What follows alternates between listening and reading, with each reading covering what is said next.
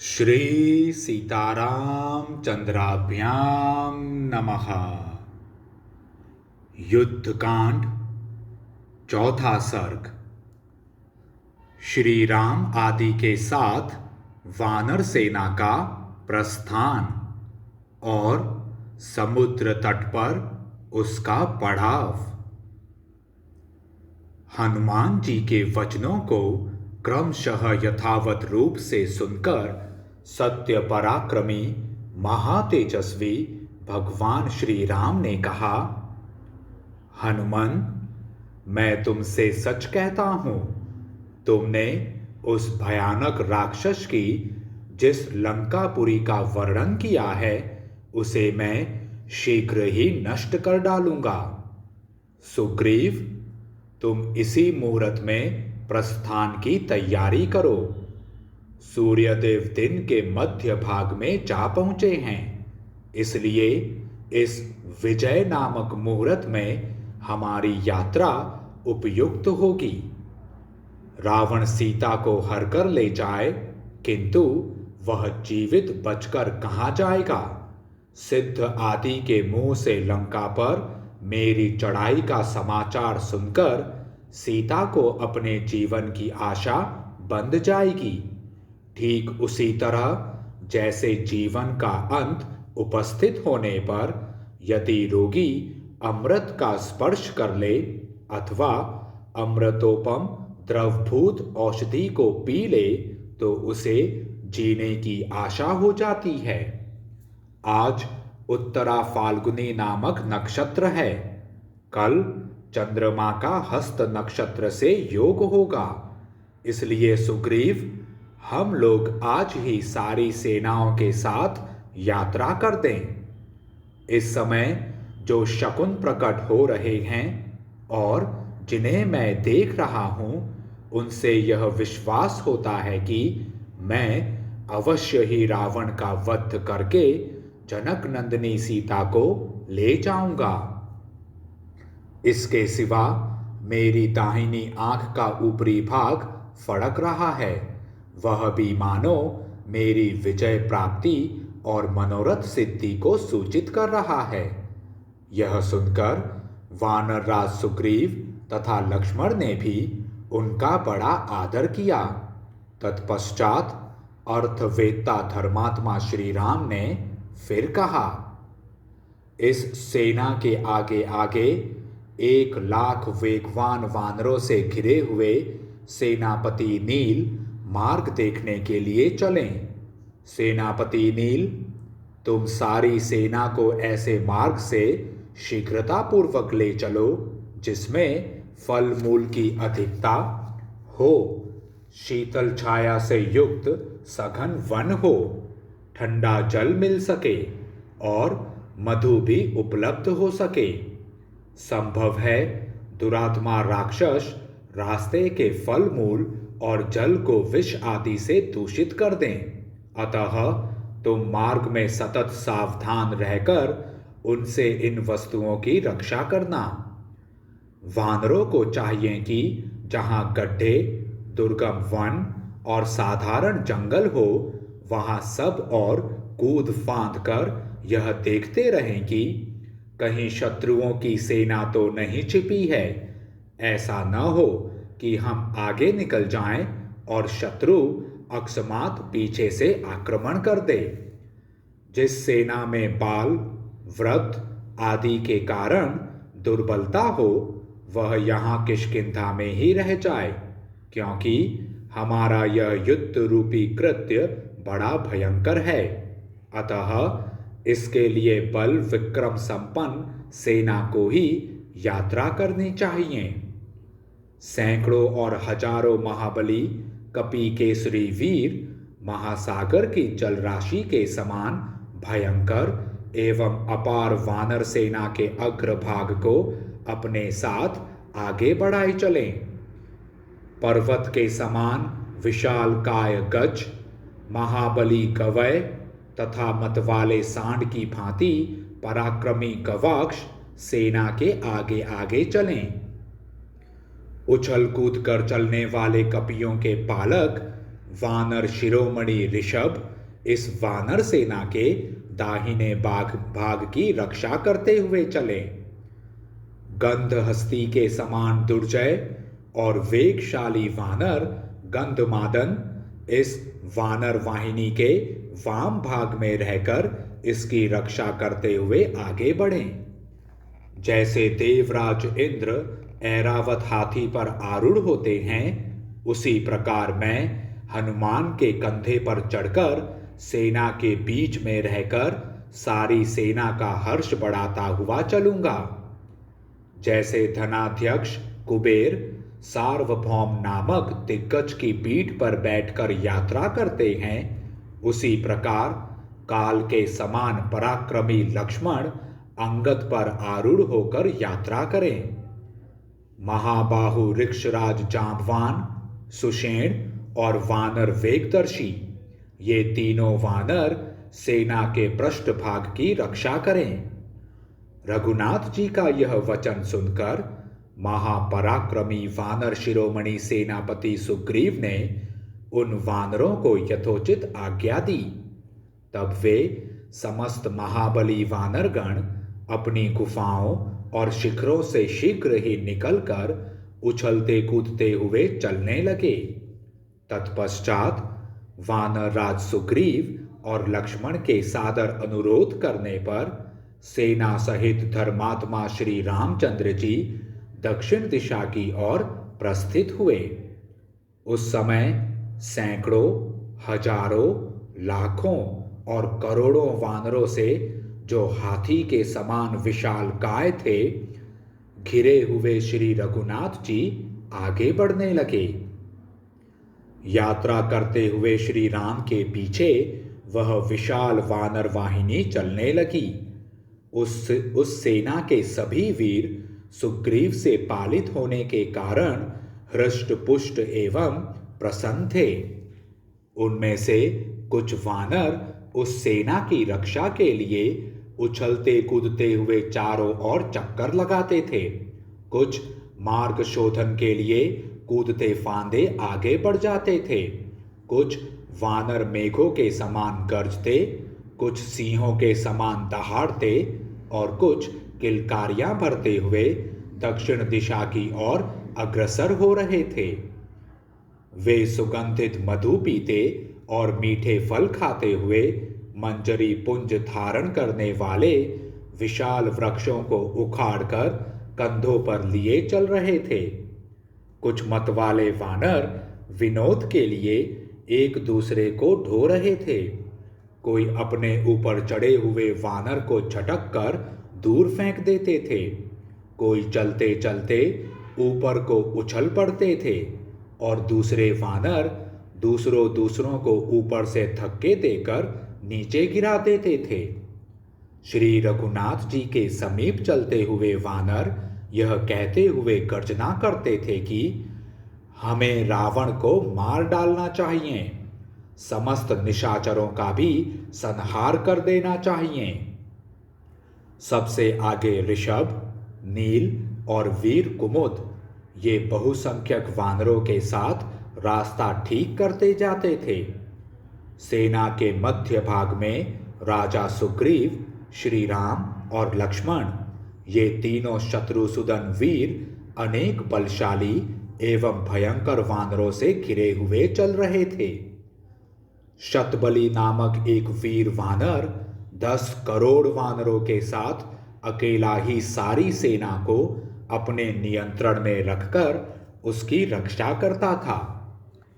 100 करोड़ वानरों से घिरे हुए केसरी और पनस, ये सेना के एक दक्षिण भाग की तथा बहुत से वानर सैनिकों को साथ लिए गज और अर्क, ये उस वानर सेना के दूसरे वाम भाग की रक्षा करते थे। बहुसंख्यक भालुओं से घिरे हुए सुषेण और जांबवान, ये दोनों सुग्रीव को आगे करके सेना के पिछले भाग की रक्षा कर रहे थे।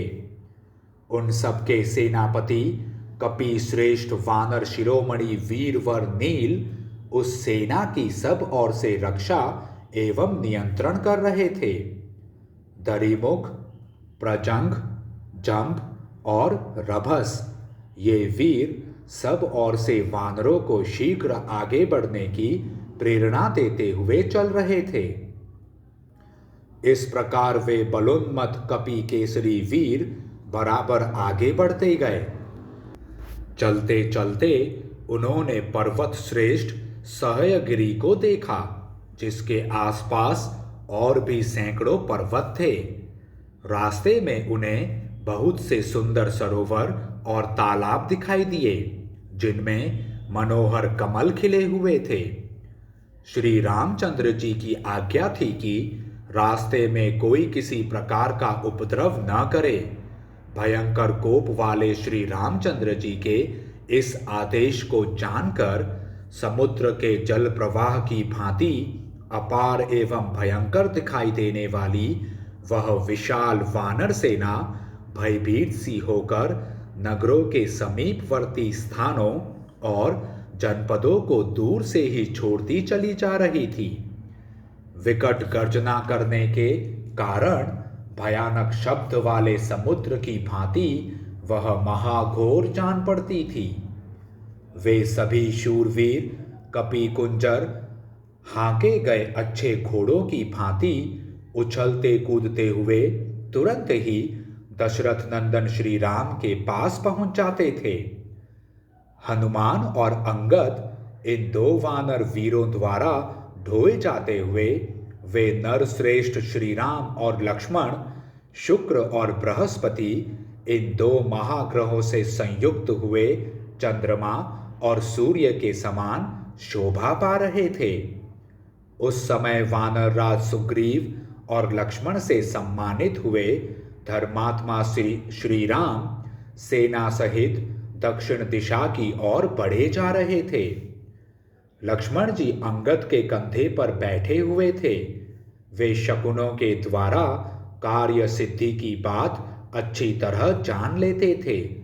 उन्होंने पूर्ण काम भगवान श्री राम से मंगलमयी वाणी में कहा, रघुनंदन, मुझे पृथ्वी और आकाश में बहुत अच्छे अच्छे शकुन दिखाई देते हैं। ये सब आपके मनोरथ की सिद्धि को सूचित करते हैं। इनसे निश्चय होता है कि आप शीघ्र ही रावण को मारकर हरी हुई सीता जी को प्राप्त करेंगे और सफल मनोरथ होकर समृद्धिशालिनी अयोध्या को पधारेंगे। देखिए, सेना के पीछे शीतल, मंद, हितकर और सुखमय समीर चल रहा है। ये पशु और पक्षी पूर्ण मधुर स्वर में अपनी अपनी बोली बोल रहे हैं। सब दिशाएं प्रसन्न हैं। सूर्यदेव निर्मल दिखाई दे रहे हैं। भृगुनंदन शुक्र भी अपनी उज्जवल प्रभा से प्रकाशित हो आपके पीछे की दिशा में प्रकाशित हो रहे हैं। जहाँ सप्तऋषियों का समुदाय शोभा पाता है, वह ध्रुव तारा भी निर्मल दिखाई देता है। शुद्ध और प्रकाशमान समस्त सप्तऋषिगण ध्रुव को अपने दाहिने रखकर उनकी परिक्रमा करते हैं। हमारे साथ ही महामना इक्ष्वाकु वंशियों के पितामह राजर्षि त्रिशंकु अपने पुरोहित वशिष्ठ जी के साथ हम लोगों के सामने ही निर्मल कांति से प्रकाशित हो रहे हैं। हम महामनस्वी इक्ष्वाकु वंशियों के लिए जो सबसे उत्तम है, वह विशाखा नामक युगल नक्षत्र निर्मल एवं उपद्रव शून्य, मंगल आदि दुष्ट ग्रहों की आक्रांति से रहित होकर प्रकाशित हो रहा है। राक्षसों का नक्षत्र मूल, जिसके देवता निरृति हैं, अत्यंत पीड़ित हो रहा है।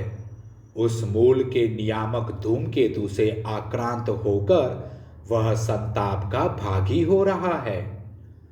यह सब कुछ राक्षसों के विनाश के लिए ही उपस्थित हुआ है, क्योंकि जो लोग कालपाश में बंधे होते हैं, उन्हीं का नक्षत्र समयानुसार ग्रहों से पीड़ित होता है। जल स्वच्छ और उत्तम रस से पूर्ण दिखाई देता है।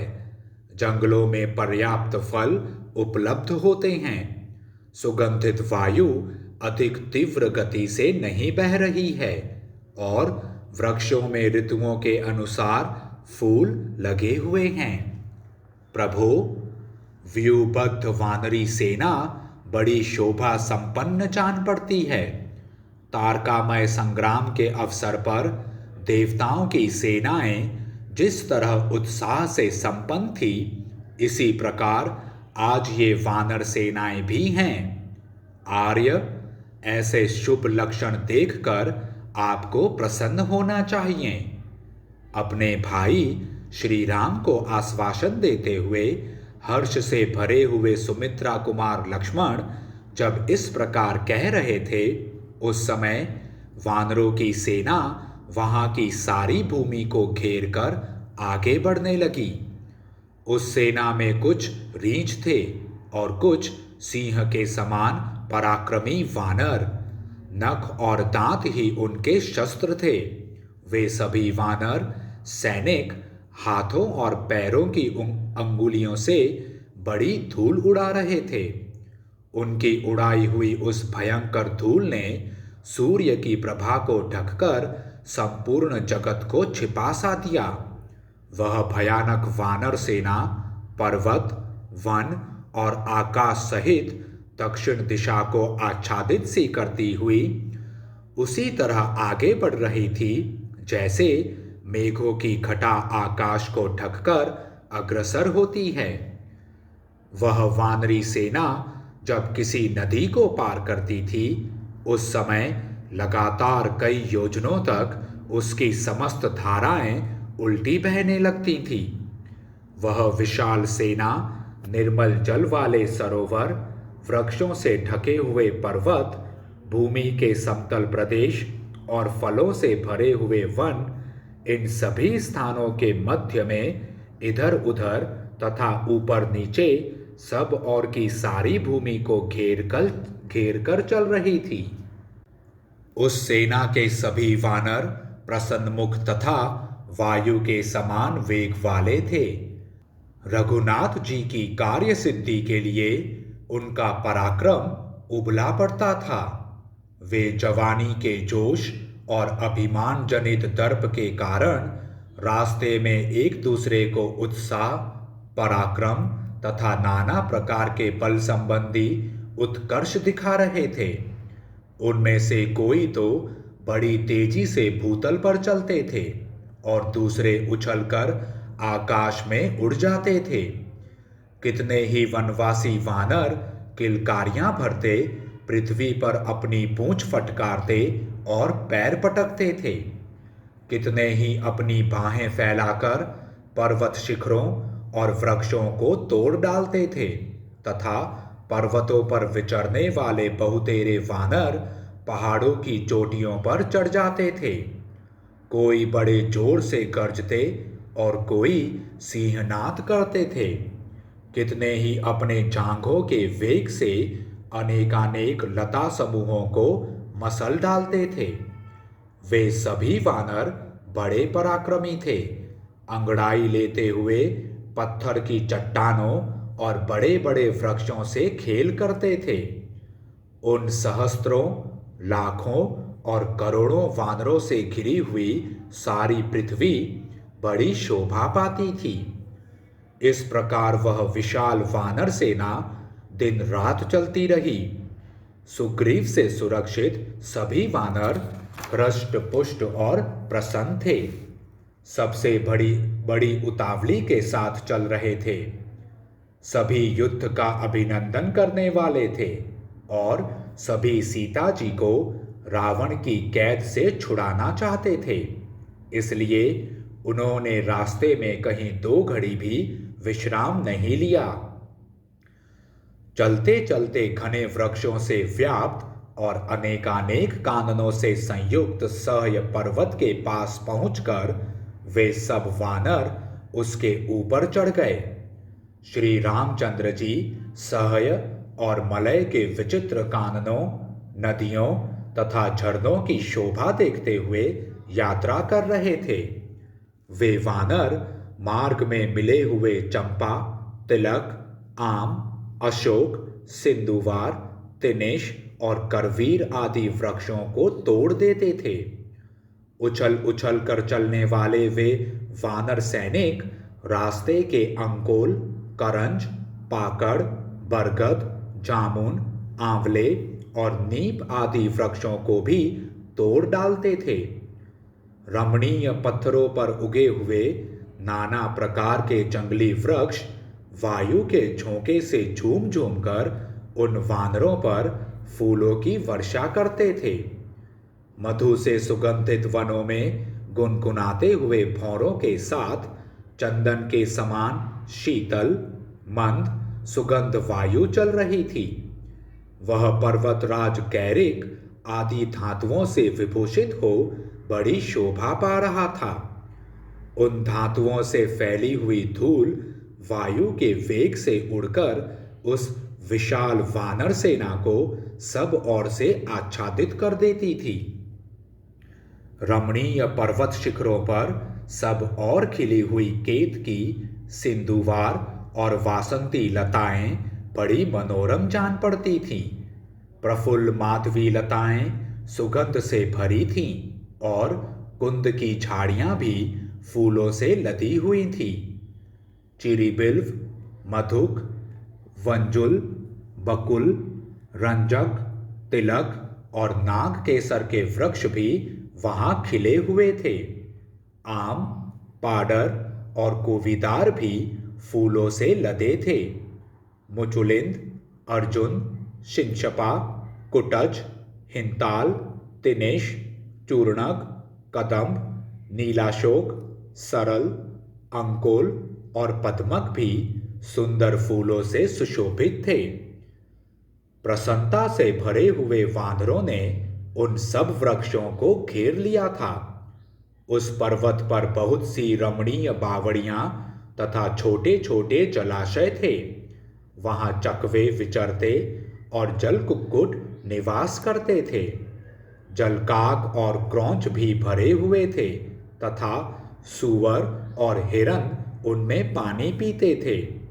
रींछ, तर्कशु, सिंह, भयंकर बाघ तथा बहुसंख्यक दुष्ट हाथी जो बड़े भीषण थे, सब ओर से आ आकर उन जलाशयों का सेवन करते थे।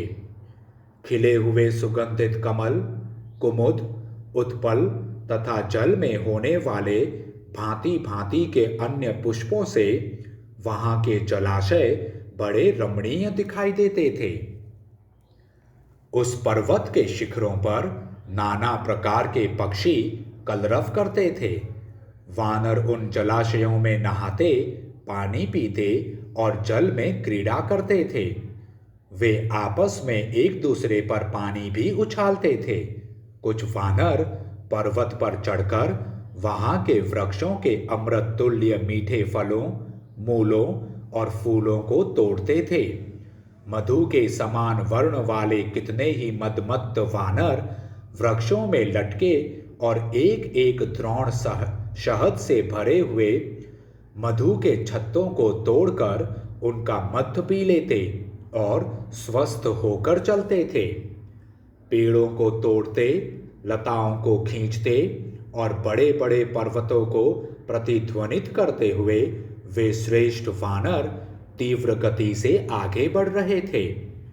दूसरे वानर दर्प में भरकर वृक्षों से मधु के छते उतार लेते और जोर जोर से गर्जना करते थे। कुछ वानर वृक्षों पर चढ़ जाते और कुछ मधु पीने लगते थे। उन वानर शिरोमणियों से भरी हुई वहां की भूमि पके हुए बाल वाले कलमी धानों की क्यारियों से ढकी हुई धरती के समान सुशोभित हो रही थी। कमल नयन महाबाहु श्री रामचंद्र जी महेंद्र पर्वत के पास पहुंचकर भांति भांति के वृक्षों से सुशोभित उसके शिखर पर चढ़ गए। महेंद्र पर्वत के शिखर पर आरूढ़ हो दशरथ नंदन भगवान श्री राम ने कछुओं और मत्स्यों से भरे हुए समुद्र को देखा। इस प्रकार वे सहय तथा मलय को लांघकर क्रमशः महेंद्र पर्वत के समीपवर्ती समुद्र के तट पर जा पहुंचे, जहां बड़ा भयंकर शब्द हो रहा था।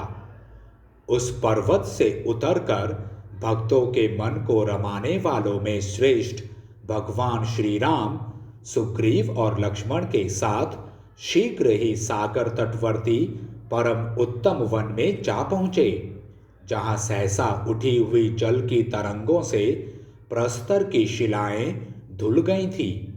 उस विस्तृत सिंधु तट पर पहुंचकर श्री राम ने कहा, सुग्रीव, लो, हम सब लोग समुद्र के किनारे तो आ गए। अब यहाँ मन में फिर वही चिंता उत्पन्न हो गई जो हमारे सामने पहले उपस्थित थी। इससे आगे तो यह सरिताओं का स्वामी महासागर ही विद्यमान है, जिसका कहीं पार नहीं दिखाई देता। अब बिना किसी समुचित उपाय के सागर को पार करना असंभव है। इसलिए यहीं सेना का पड़ाव पड़ जाए और हम लोग यहाँ बैठकर यह विचार आरंभ करें कि किस प्रकार यह वानर सेना समुद्र के उस पार तक पहुंच सकती है। इस प्रकार सीता हरण के शोक से दुर्बल हुए महाबाहु श्री राम ने समुद्र के किनारे पहुंचकर उस समय सारी सेना को वहां ठहरने की आज्ञा दी। वे बोले, कपिश्रेष्ठ, समस्त सेनाओं को समुद्र के तट पर ठहराया जाए। अब यहाँ हमारे लिए समुद्र लंघन के उपाय पर विचार करने का अवसर प्राप्त हुआ है।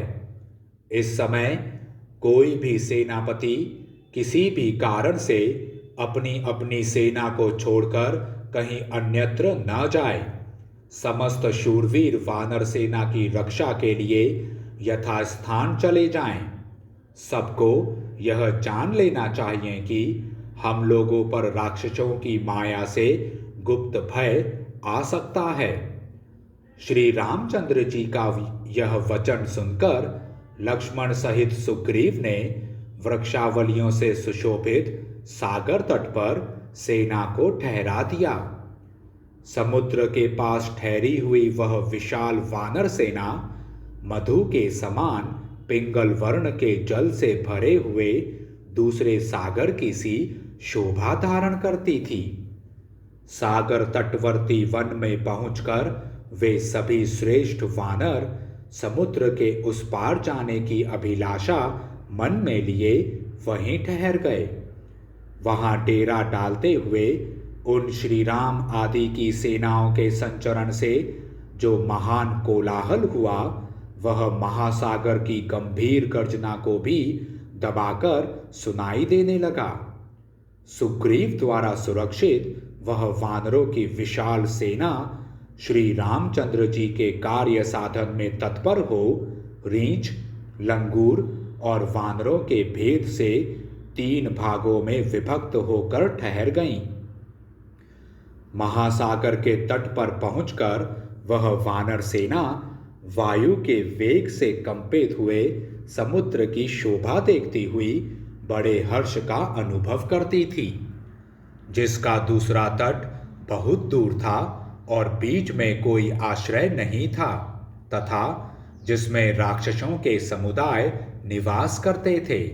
उस वरुणालय समुद्र को देखते हुए वे वानर यूथपति उसके तट पर बैठे रहे। क्रोध में भरे हुए नाकों के कारण समुद्र बड़ा भयंकर दिखाई देता था। दिन के अंत और रात के आरंभ में प्रदोष के समय चंद्रोदय होने पर उसमें ज्वार आ गया था। उस समय वह फेन समूहों के कारण हंसता और उत्ताल तरंगों के कारण नाचता सा प्रतीत होता था। चंद्रमा के प्रतिबिंबों से भरा सा जान पड़ता था। प्रचंड वायु के समान वेगशाली बड़े बड़े ग्राहों से और तिमी नामक महामत्स्यों को भी निगल जाने वाले महाभयंकर जल जंतुओं से व्याप्त दिखाई देता था। वह वरुणालय प्रदीप्त फणों वाले सर्पों, विशालकाय जलचरों और नाना पर्वतों से व्याप्त जान पड़ता था। राक्षसों का निवास भूत वह अगाध महासागर अत्यंत दुर्गम था। उसे पार करने का कोई मार्ग या साधन दुर्लभ था। उसमें वायु की प्रेरणा से उठी हुई चंचल तरंगे, जो मगरों और विशालकाय सर्पों से व्याप्त थीं, बड़े उल्लास से ऊपर को उठती और नीचे को उतर आती थीं। समुद्र के जलकण बड़े चमकीले दिखाई देते थे। उन्हें देखकर ऐसा जान पड़ता था मानो सागर में आग की चिंगारियां बिखेर दी गई हों। फैले हुए नक्षत्रों के कारण आकाश भी वैसा ही दिखाई देता था। समुद्र में बड़े बड़े सर्प थे। आकाश में राहु आदि सर्पाकार ही देखे जाते थे। समुद्र देवद्रोही दैत्यों और राक्षसों का आवास स्थान था। आकाश भी वैसा ही था, क्योंकि वहां भी उनका संचरण देखा जाता था। दोनों ही देखने में भयंकर और पाताल के समान गंभीर थे। इस प्रकार समुद्र आकाश के समान और आकाश समुद्र के समान जान पड़ता था। समुद्र और आकाश में कोई अंतर नहीं दिखाई देता था। जल आकाश से मिला हुआ था और आकाश जल से। आकाश में तारे छिटके हुए थे और समुद्र में मोती, इसलिए दोनों एक से दिखाई देते थे। आकाश में मेघों की घटा घिर आई थी और समुद्र तरंगमालाओं से व्याप्त हो रहा था। अतः समुद्र और आकाश दोनों में कोई अंतर नहीं रह गया था। परस्पर टकराकर और सटकर सिंधु राज की लहरें आकाश में बजने वाली देवताओं की बड़ी बड़ी भेरियों के समान भयानक शब्द करती थीं। वायु से प्रेरित हो रत्नों को उछालने वाली जल की तरंगों के कलकल नाद से युक्त और जल जंतुओं से भरा हुआ समुद्र इस प्रकार ऊपर को उछल रहा था मानो रोष से भरा हुआ हो। उन महामनस्वी वानर वीरों ने देखा, समुद्र वायु के थपेड़े खाकर पवन की प्रेरणा से आकाश में ऊंचे उठकर उत्ताल तरंगों के द्वारा नृत्य सा कर रहा था। तदंतर वहां खड़े हुए वानरों ने यह भी देखा कि चक्कर काटते हुए तरंग समूहों के कलकल नाद से युक्त महासागर अत्यंत चंचल सा हो गया है। यह देखकर उन्हें बड़ा आश्चर्य हुआ। इस प्रकार श्री वाल्मीकि निर्मित आर्ष रामायण आदि काव्य के युद्ध कांड में चौथा सर्ग पूरा हुआ। जय श्री राम।